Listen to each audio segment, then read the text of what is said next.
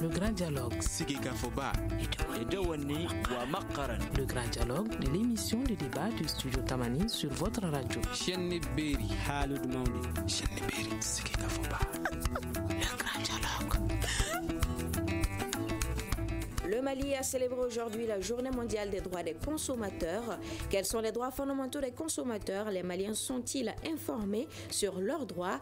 Ces droits sont-ils respectés? Le grand dialogue de ce soir réfléchit sur ces questions. Nos invités sur ce plateau, Mamadou Dembélé, chef division consommation à la Direction générale du commerce et de la concurrence, Abdelwahab Diakité, vice-président de l'Association des consommateurs du Mali ASCOMA, Khalid Dembélé, économiste, chercheur au Centre de recherche et d'analyse politique, économique et sociale.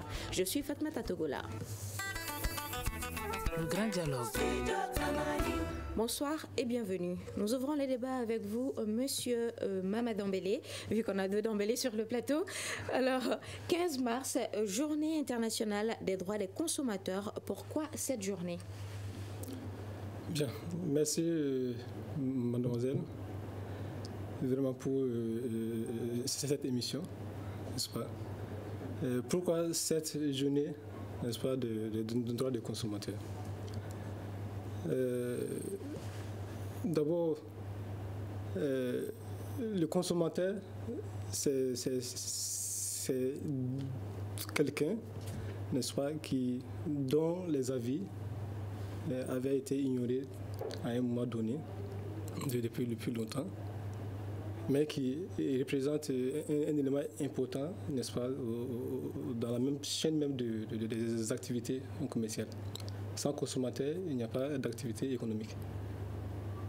Donc, cette journée, on peut le dire, une journée qui contribue, n'est-ce pas, à la diffusion des droits des consommateurs, une journée de sensibilisation des consommateurs vis-à-vis, n'est-ce pas, les droits, parce qu'il y en a beaucoup, sûrement qui ignorent ces droits des consommateurs. D'accord. Alors, monsieur Diakité, que représente cette journée pour vous? Merci bien, madame. Avant de parler de cette journée, il s'agit de vous dire d'abord que nous, consommateurs, la première association, notamment l'association des consommateurs du Mali, a été créée depuis le 11 janvier 1991. Et la deuxième association de regroupement pour la défense des consommateurs, c'était en 1992.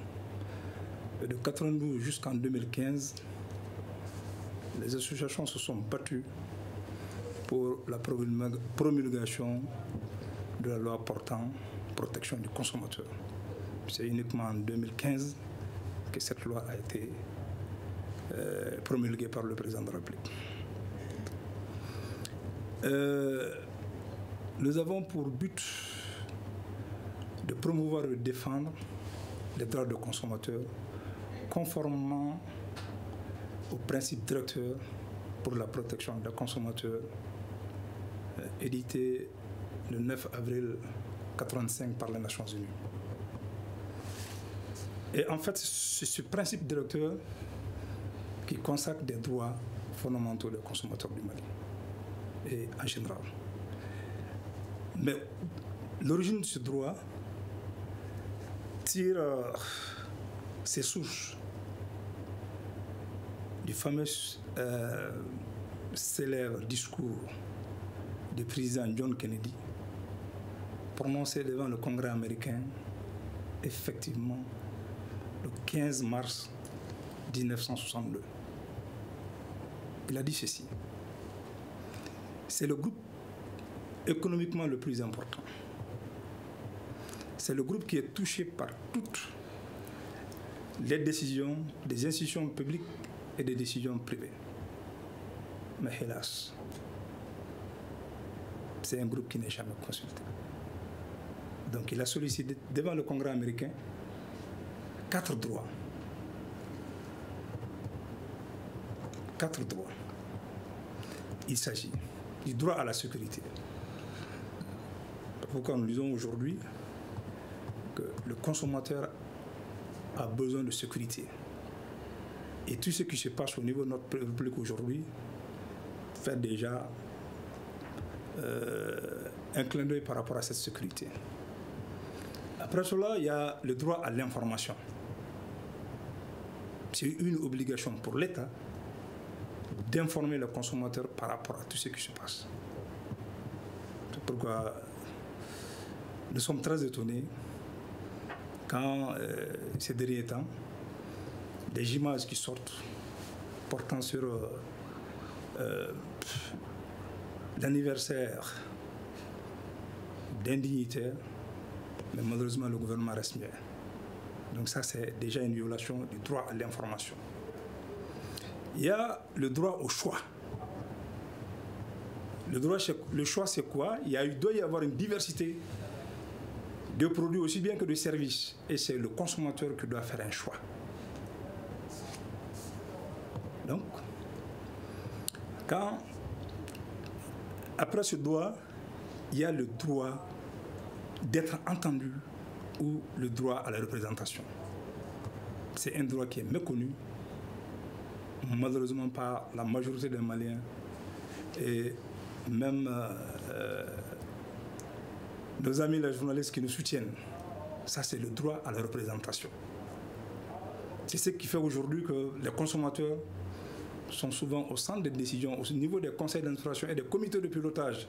Malheureusement, le respect de ce droit pose problème. La semaine dernière, j'étais là en train de parler encore du problème de la santé. Si j'ai pu le savoir parce que je suis au niveau du conseil d'administration de l'hôpital de Kati. Après ces 4 droits en 62, il a fallu attendre 23 ans pour que réellement les Nations Unies se saisissent de ce dossier-là et en rajouter. Et les droits qui ont été rajoutés, il s'agit de ces droits, notamment le droit à la satisfaction des besoins essentiels. Le droit, c'est-à-dire qu'en satisfaction des besoins essentiels, il s'agit de logement, de l'électricité, de l'eau, etc., etc. Le droit à l'éducation. Le consommateur a droit d'être éduqué par rapport à l'utilisation des services aussi bien que des produits. Si cela se faisait il y a quelques années, ou bien ça se continue d'ailleurs, les bonbons de gaz là n'allaient jamais faire ces dégâts s'il y avait cette éducation-là. Le droit à la réparation des torts. Très souvent, les consommateurs sont victimes par méconnaissance et quand il y a violation, on doit réparer leurs droits. Il y a également le droit à un environnement sain. Voilà les 8 droits qui ont été conférés par les principes directeurs édités par les Nations Unies en 1985. Mais avec le développement, il y a ce qu'on appelle le droit à des besoins de consommation durable. Consommer tout en tenant compte des générations futures. Voilà, madame, les droits qui sont conférés et pourquoi la journée du 15 mars est aujourd'hui journée mondiale des consommateurs. D'accord. Alors, monsieur Khalid Dombélé, en tant qu'économiste, quelle observation faites-vous de cela? D'abord, mes deux prédécesseurs l'ont dit, le consommateur en soi est un acteur économique au sens où il participe à la vie de l'économie de tous les jours. Sans consommateur, vous en conviendrez avec moi qu'il n'y a pas de vente. Sans consommateur, vous en conviendrez avec moi qu'il n'y a pas cet échange-là entre les individus sur le marché. Parce que sur le marché, pour échanger, il faut 2 parties. Ceux-là qui offrent justement et ceux-là qui demandent. Les offreurs sont appelés les producteurs et justement les demandeurs sont appelés ce qu'on appelle les consommateurs, ceux qui veulent acheter. Il est clair qu'en écoutant celui qui vient de parler tout à l'heure, c'est important que le consommateur soit au courant de ses droits, vis-à-vis non seulement du produit, mais également de l'entreprise. Lorsqu'on sait que nous sommes dans un pays qui connaît aujourd'hui, depuis, si vous voulez, 26 ou 27 ans, des associations de consommateurs, et qu'il a fallu attendre jusqu'en 2015 pour voir effectivement la première loi être promulguée en juillet 2015 portant sur la protection des consommateurs.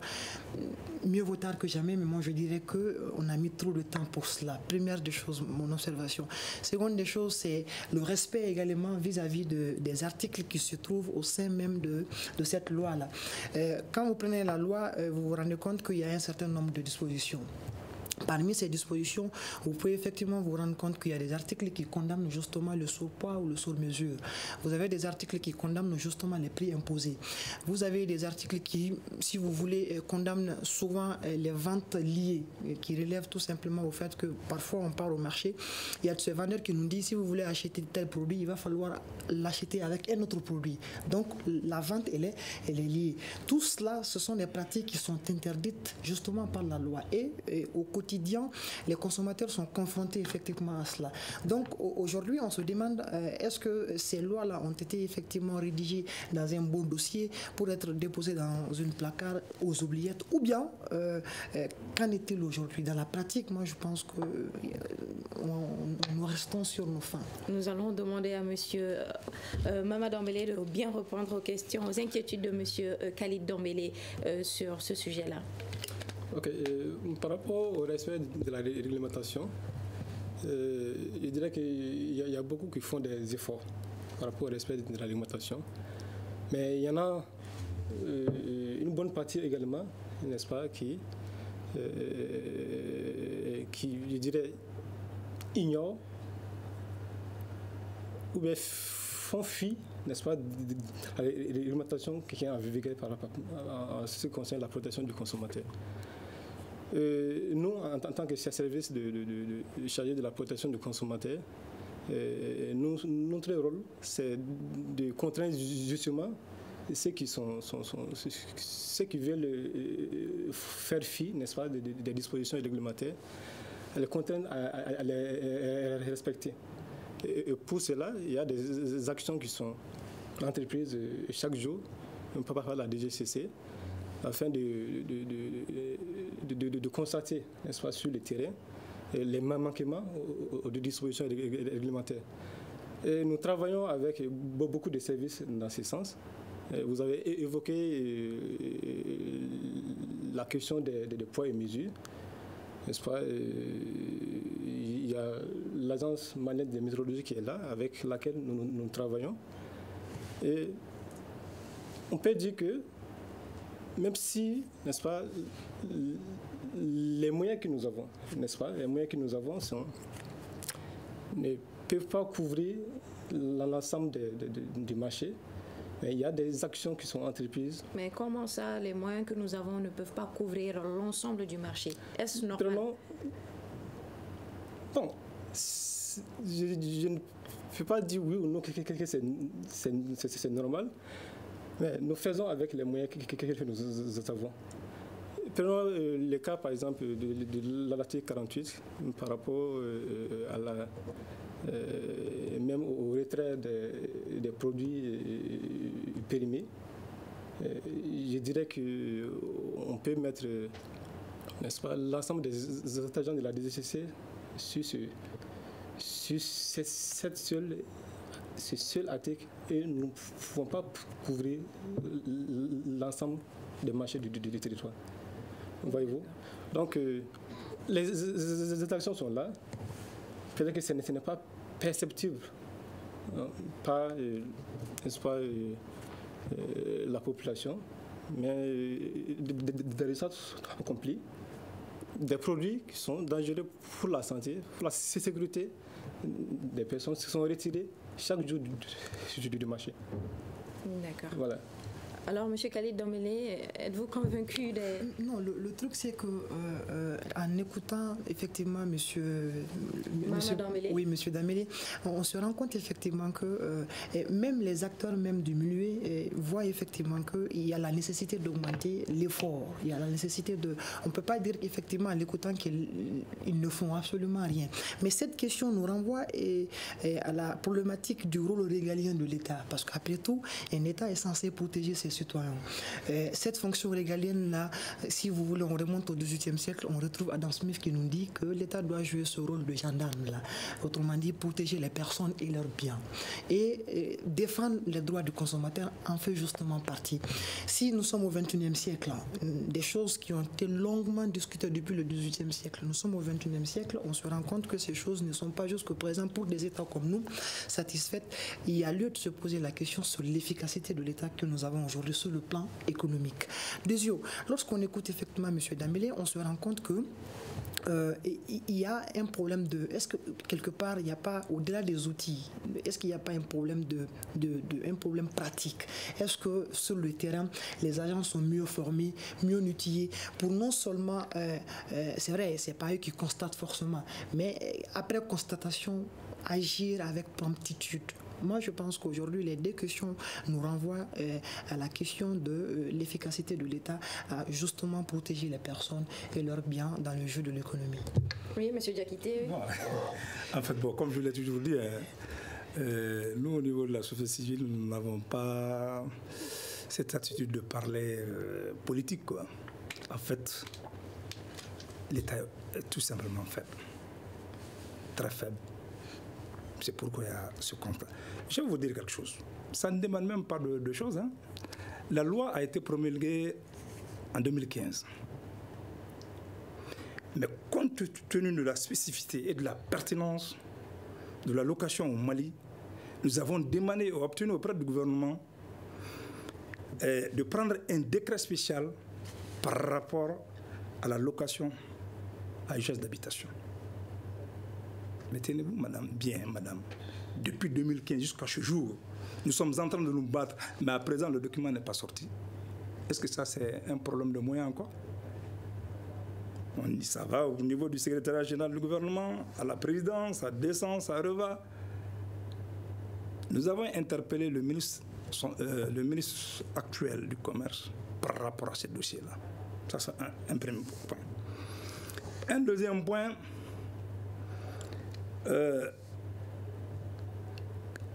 il n'y a pas d'obstacle juridique par rapport au respect. Mais malheureusement, c'est l'État même d'abord qui ne respecte pas les droits des consommateurs. Okay? En dépit de la volonté, il y a une volonté dans la mesure où la loi n'existait pas. Aujourd'hui, la loi existe. Okay? Est-ce que tous les Maliens sont bien informés de ces droits-là? Non, et je vais vous dire quelque chose. Un consommateur doit forcément être un homme averti, actif et solidaire. Comme on le dit toujours, on est obligé, en tout cas, d'apprendre, de se renforcer, etc. Mais aujourd'hui, au Mali, à Bamako ici, mais dans le Mali même, pratiquement, nous avons communiqué au niveau de toutes les radios de proximité. Mais qu'est-ce que le Malien lambda veut? Insulter. Alors qu'en matière de démocratie, le refus du citoyen, c'est le droit. Tout de suite, en rentrant, il y a un consommateur qui m'a interpellé par rapport à un de ces dossiers au niveau de l'énergie du Mali, précisément l'agence de Djelibougou. Il a envoyé une lettre et il m'en a parlé. Systématiquement, j'ai appelé le directeur commercial de l'EDEM du Mali. Et le directeur m'a dit, Monsieur le Président, j'ai donné instruction aux gens de traiter ce dossier immédiatement. Après, j'ai appelé le consommateur, j'ai dit, voilà, c'est ce que nous appelons consommateurs engagés. Mais qu'est-ce que nous faisons généralement? C'est d'insulter. Alors qu'il y a des voies de recours pour nous. Mais est-ce qu'ils savent cela? Mais je vous dis, même la semaine dernière, quand c'était le mercredi précisément, pas la semaine dernière, le mercredi précisément, nous étions aux journées de l'Agence malienne pour la qualité. J'ai eu effectivement à faire une communication par rapport à ces droits-là.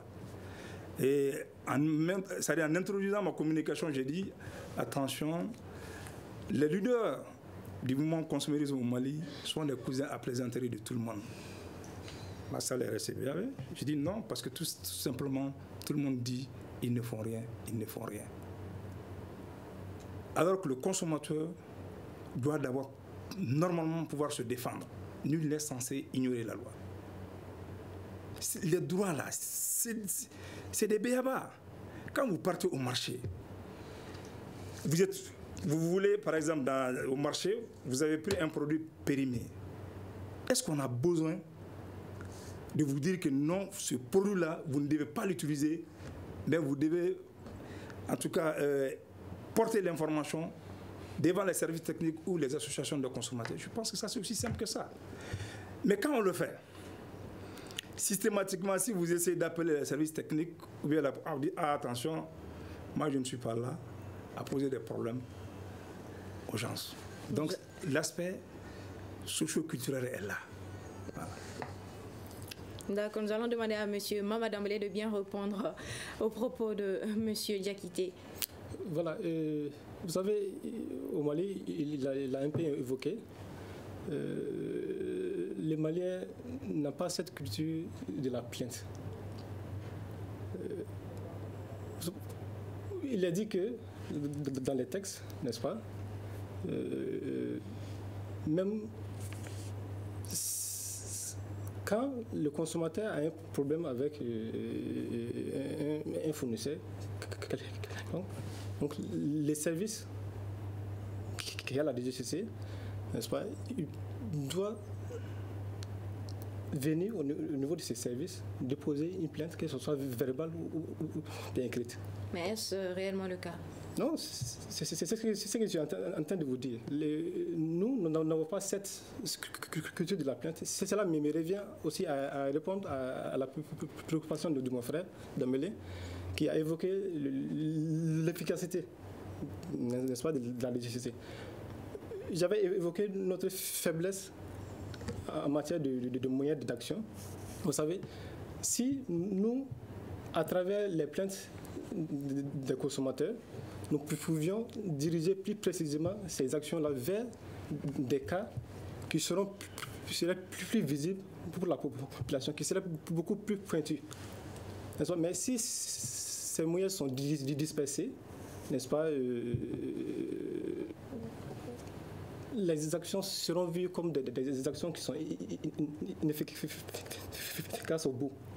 Voyez-vous, donc cette manque de culture de la plainte, ça fait des défauts vraiment au niveau de la protection du consommateur, qui nous fait défaut pour appliquer vraiment mais ce que M. Diakité vient de dire, bien qu'il y a quelqu'un qui veut porter plainte ou informer les services techniques, ceux qui sont là-bas, les réponses sont nous sommes là pour ne pas causer, nous ne sommes pas là pour poser des problèmes. Pourquoi cela?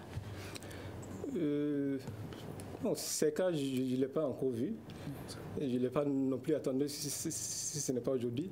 Mais c'est ce dont je suis. Les quelques plaintes que nous avons reçues ont été traitées. De tous été traitées. Donc, cet aspect que je viens d'évoquer, vraiment, ça m'étonne qu'il y ait un agent ou bien même qui puisse dire de telles choses à un consommateur. Ok, alors M. Khalid Dambélé, allez-y, avant que M. Diakité ne réponde au propos de M. Mama Dambélé. Oui. Moi, je crois qu'il y a une insuffisance qui a été relevée qui concerne justement ce manque de culture-là vis-à-vis des plaintes. Il est clair qu'avant de réclamer tes droits, il faut effectivement remplir tes devoirs. M. Diakité l'a dit, effectivement, c'est un devoir pour le consommateur de s'informer, de s'instruire, non seulement sur les caractéristiques du bien en question, mais également sur la crédibilité de l'entreprise qui fabrique ce bien-là. Mais moi, je voudrais attirer l'attention sur un fait qui m'est d'une importance assez spécifique, c'est le suivant. La culture s'inculque. Le droit est fait pour être, si vous voulez, connu. Pour être, si vous voulez, enseigné aux gens. Quand vous disposez des droits qui, depuis 1985, a été adopté par le Conseil des Nations Unies et qu'aujourd'hui, il se trouve au Mali des individus qui ne sont pas au courant de ces droits-là.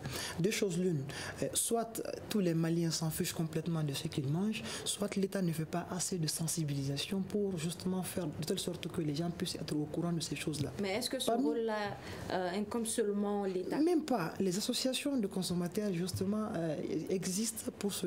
D'ailleurs, ils le font parce qu'ils sont présents dans les 8 capitales de la République pour le moment. Ils ont leur antenne partout partout au Mali, sauf qu'ils ne le font pas assez. Certainement, ils peuvent faire mieux lorsqu'on leur donne davantage de moyens. Lorsqu'on prend les 8 droits, vous avez 2 droits qui existent, le droit à la représentation et le droit à être entendu. Et le second droit, c'est justement le droit à l'éducation, à la consommation. Pourquoi le droit à la représentation? Qui nous représente aujourd'hui au Mali? Ce sont eux. C'est justement, avant d'y arriver au service technique, c'est justement nos frères qui sont dans ces associations de consommateurs-là qui sont censés être nos représentants premiers. C'est-à-dire, on n'a pas forcément besoin d'appeler directement le service technique. On peut, même si on l'appelle et que la réponse elle est désagréable, on peut passer justement par ces associations-là pour nous faire défendre. Donc je pense que c'est une chose que de dire que effectivement le Malien n'a pas cette culture de plainte, ça n'est une autre aussi que de reconnaître que aujourd'hui au Mali, ce travail de sensibilisation dont il faut n'est pas suffisamment effectué pour des raisons X ou Y. D'accord, oui, monsieur Diakité. Non, je voulais juste apporter une précision. Oui. Ce n'est pas le service technique, l'agent technique qui dit que non, je ne suis pas là pour poser des problèmes aux gens. Oui. Mais celui-là même qui est victime, qui dit que non, ce n'est pas la peine. Voilà. Donc, je rectifie. Non, il faut rectifier. Oui. Parce qu'en fait, de passage, ils savent très bien que je n'ai pas ma langue dans ma poche. Effectivement, nous travaillons intimement avec le directeur, avec la direction régionale du district, la consommation. Avec leur directeur, je l'appelle à n'importe quelle heure. Mais ce que vous êtes en train de dire là, moi, je n'ai même plus le terme sensibilisation. C'est un terme, si moi j'avais les moyens, j'allais même l'enlever du dictionnaire. Pourquoi? Non. Pourquoi? C'est-à-dire, tes devoirs, tes droits, on n'a pas besoin de te sensibiliser par rapport à ça, non. Je dois faire ça, il faut le faire. J'ai droit à ça, donc forcément, je dois acquérir mes droits. On doit les forcer.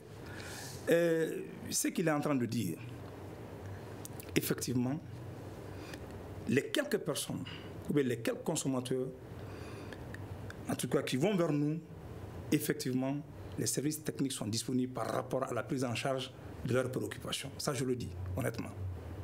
Mais moi, mon problème, c'est quoi? C'est-à-dire, ce qui est élémentaire ne l'est pas au Mali. Le frangin économique disait toujours l'offre et la demande aurait dû effectivement fixer les prix des produits. Mais aujourd'hui, c'est l'État même qui est là et qui favorise l'entente des producteurs par rapport à la prise en charge des consommateurs, par rapport à la fixation des prix. C'est quoi? Aujourd'hui, vous quittez, nous sommes à Médina Koura, vous quittez Médina Koura jusqu'à Falagé, partout où vous allez voir coopérative de lait, vous allez voir 600 francs.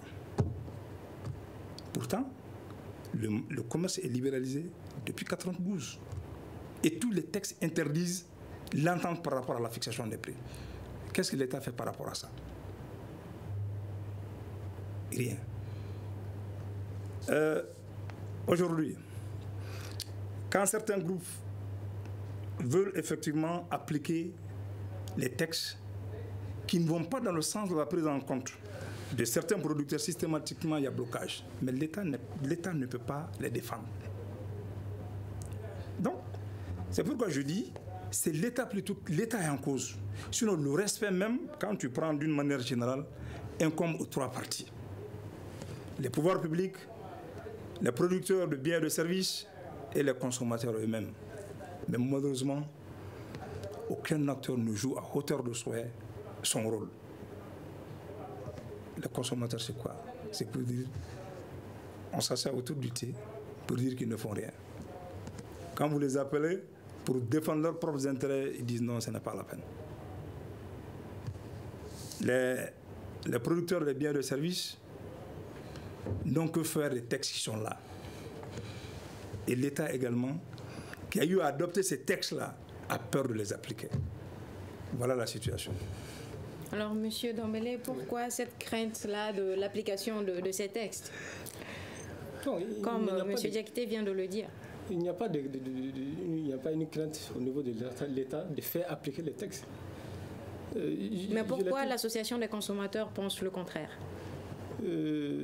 Bon, ils peuvent avoir cette avis-là de penser le contraire. Mais pour l'État, la DGC, comme je le disais, a pour rôle de contraindre, n'est-ce pas, les intéressés, les opérateurs à respecter cette réglementation. Mais est-ce toujours le cas? Bon, c'est ce travail-là que nous faisons tous les jours. Je vais dire qu'il y en a qui fournissent des efforts, il y en a beaucoup, nous le savons, qui aussi ignorent ou bien nient, n'est-ce pas, mettent de côté les textes. Donc, ce que nous faisons, c'est tous les jours, n'est-ce pas, de chercher à ce que mais ceux qui nient ces textes-là, n'y a-t-il pas des sanctions qui sont là, établies contre ces intéressés-là? Bien sûr. Les textes prévoient, il y a une disposition, n'est-ce pas, entière au niveau de la loi portant protection des consommateurs, n'est-ce pas, qui prévoit les dispositions concernant la répression des infractions à la réglementation. Donc, une infraction constatée, n'est-ce pas, il y a des procédures qui sont là, que nous suivons, n'est-ce pas, pour la répression et également pour la réparation. Mais est-ce qu'à chaque fois cela est satisfaisant pour les consommateurs? Bon, satisfaisant dans quel sens? Je vous dis, satisfaisant, moi je dirais que, n'est-ce pas, nous, étant donné que nous ne faisons qu'avec ce que nous avons, peut-être que les consommateurs peuvent trouver ça insuffisant à leur niveau. Mais les actions qui sont menées tous les jours, quand même par la DGCC, n'est-ce pas,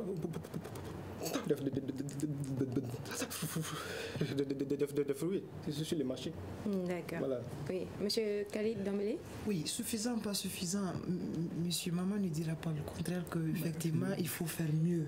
Aujourd'hui, force est de constater que ces pratiques-là sont courantes. Ce sont des choses qui sont exécutées couramment sur nos marchés. Monsieur Diakité a tantôt parlé des ententes. Quand on laisse, par exemple, la loi portant sur la consommation et qu'on va dans la loi portant sur la concurrence, toute forme d'attente est interdite par cette loi-là. Et des dispositions claires sont définies pour justement la constater, mais aussi sanctionner ces pratiques-là. Mais il a donné un exemple plus frappant qui vous démontre qu'aujourd'hui, on assiste effectivement à ces pratiques sans pour autant constater les sanctions après. Donc, toujours est-il que ça nous renvoie à cette problématique de cet état-là capable de réguler, de cet état-là capable de réglementer le marché. Parce que s'il faut que chaque fois on se rende dans les assemblées nationales pour justement voter des lois et qu'après ces lois-là soient là justement pour décorer nos bureaux, pour justement décorer nos tiroirs dans nos bureaux, ça ne va pas. À un moment donné, il faut se dire que les lois sont appliquées. Des agents assermentés sont justement payés par l'État pour faire veiller au respect de ces lois-là. Et il faut faire de telle sorte que ces lois soient respectées. Pour revenir à la problématique du fait que Diakité disait qu'effectivement le consommateur, c'est un devoir. Il ne faut même pas badiner avec ça. Aujourd'hui, quand vous regardez parmi les 8 droits, il l'a dit, on a ajouté un autre droit aujourd'hui, le droit à la consommation durable.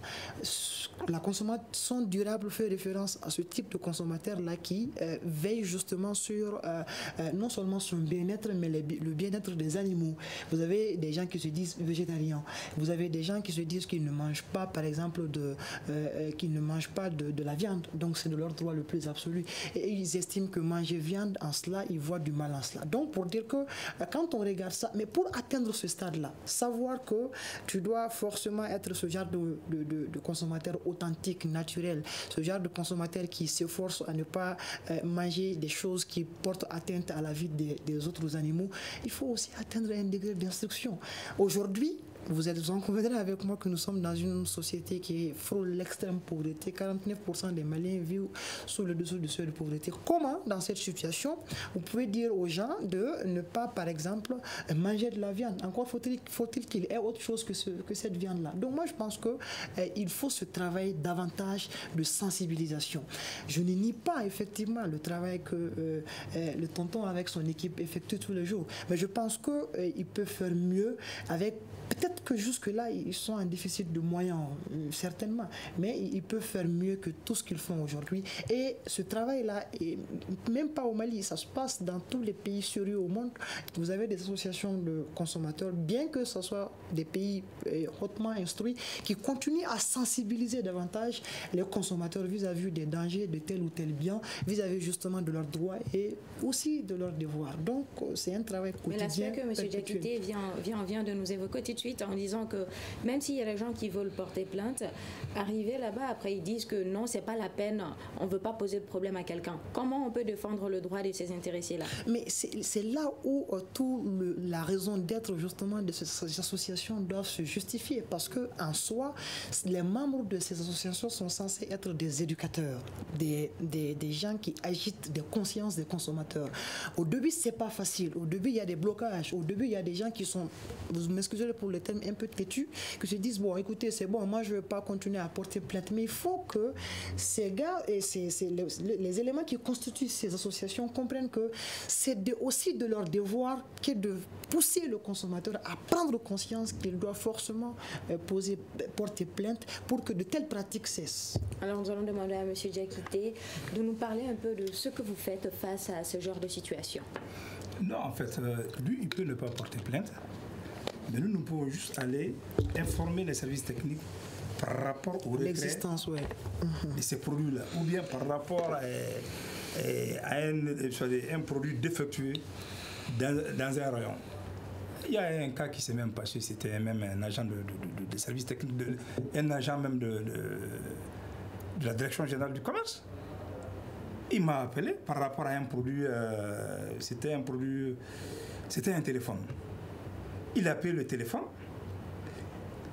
au prix, à un prix, mais malheureusement les fonctionnalités qui sont sur comment dirais-je, le téléphone. Voilà, la publicité voilà, ne se trouve pas dans le téléphone lui-même. Confusion ou contrefaçon. Voilà, donc maintenant, j'ai dit ok, c'est très bien.